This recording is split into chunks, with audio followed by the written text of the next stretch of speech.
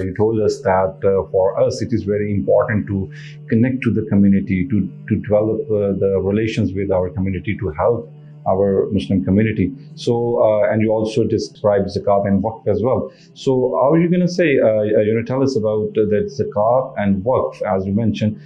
So, they are not just acts of charity, but they are actually powerful economic tools. So, how are you going to explain regarding this? So, this is a very good question, mashallah, tabarakallah, and that's because most of the time when we discuss zakat, in particular, for example, we'll come on to waqf in a moment. We just talk about zakat as a 2.5% that we give every year, and we just leave it at that. That once we have given our zakat, we have fulfilled our fard, our obligation, and we move on. We don't discuss what happens with the zakat that we have given. That's another side to the discussion. And that's what makes zakat a powerful economic tool.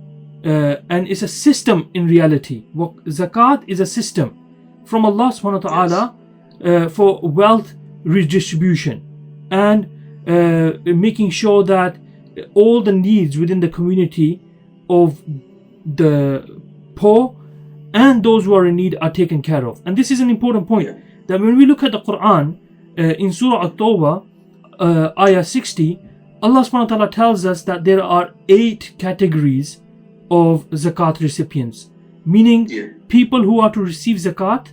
There's 8 different types of those people that can receive zakat. So the poor and needy, that's the first 2, and then after that there are 6 other categories. Majority of the people, overwhelming majority of the people, have no idea as to who those 6 categories are above and beyond the poor and needy. And I would say that in reality, all of these 8 categories from Allah subhanahu wa ta'ala, they have to be taken care of.